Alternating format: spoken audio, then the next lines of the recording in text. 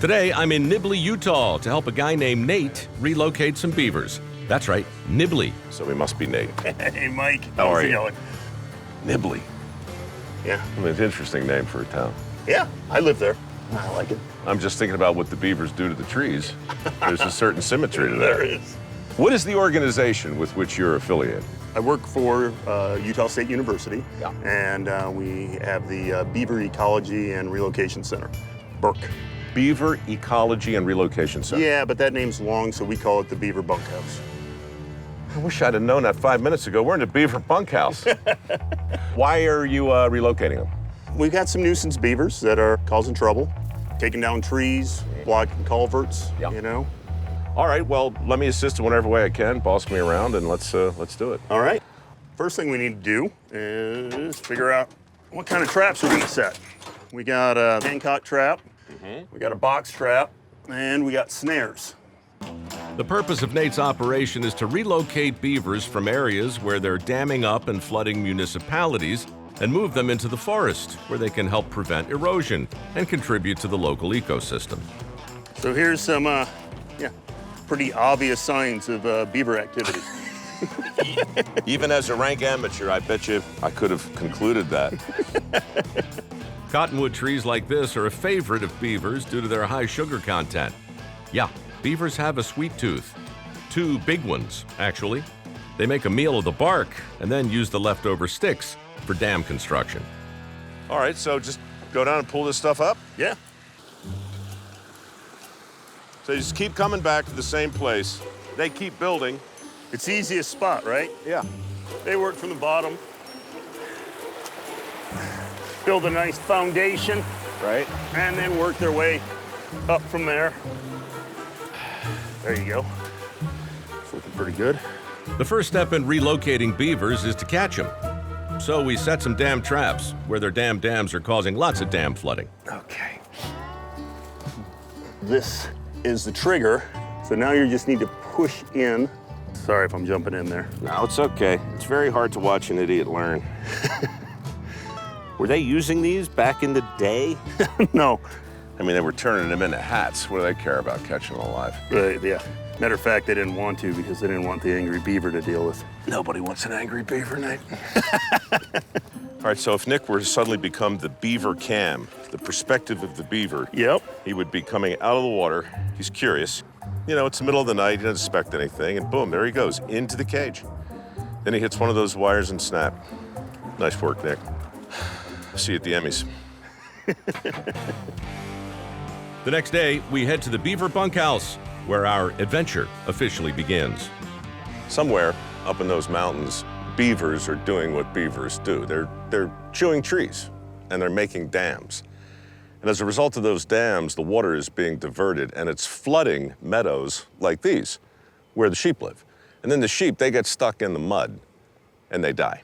This is just one of many problems being caused by the beavers here in Utah. In the midst of my stand-up, however, I can't help but notice some drama in the distance. Oh well. Good work. I got sheep all over me. Well, that'll happen. We were trying to shoot an open for our little segment here. Thought it'd be good to walk among the sheep, and one of the sheep walked among the fences and got himself all tangled up. You're gonna be fine. You gonna be all right, buddy? You're gonna be fine. Congratulations, Zach. You're famous. You're covered with sheep, but you're famous. Off you go.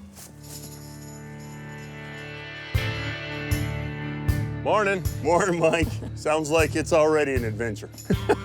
Never a dull moment. Exactly. How are you, buddy? I'm great, thanks. Good. Hey, guys.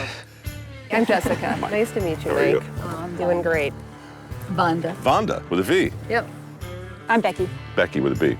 Yes. So this is the Beaver bunkhouse. The world famous, glorious bunkhouse. Good news. One of our traps caught a beaver last night. So Alex and Ambry, that's a beaver. 2 of Nate's trappers have brought the little rascal here. Can I assist? You betcha. Keep your fingers out of there and you'll be okay.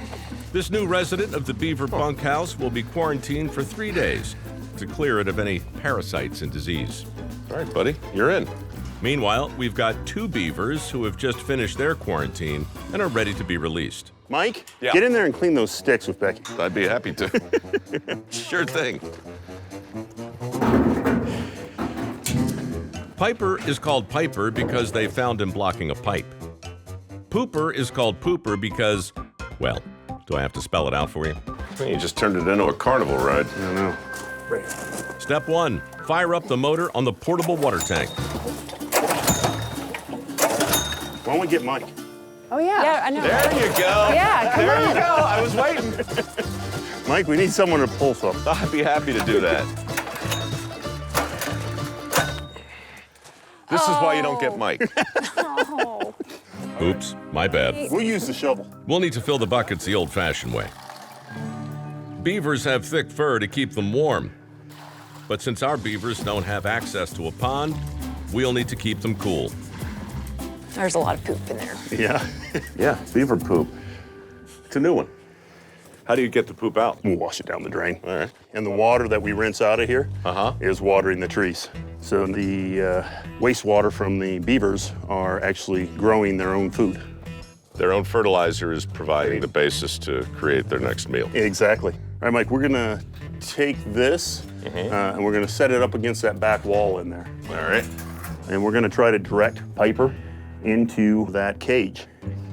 Easy, easy. You know where you want to go. There you go. Good, man. All right. All right, and then you just take this, give it a twist and a pull, and it goes down. Pooper's gonna get released today. So he's gonna get his new home, huh, He's a buddy? growler. It's a big day for him. Aggressive.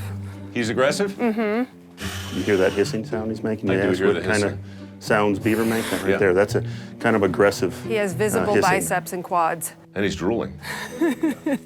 Yeah, he's a little distressed. As a rule, when a creature looks at me, hisses, and drools, I back off. You want to leave him alone. All right, Pooper, chill out. Now I pick him up. Yep. Grab him by the handle there. Solid animals. Steady as she goes, Pooper. Do you want me to hold one into that? Yeah. Yeah. You take the back side. I'll take. Watch your fingers, though.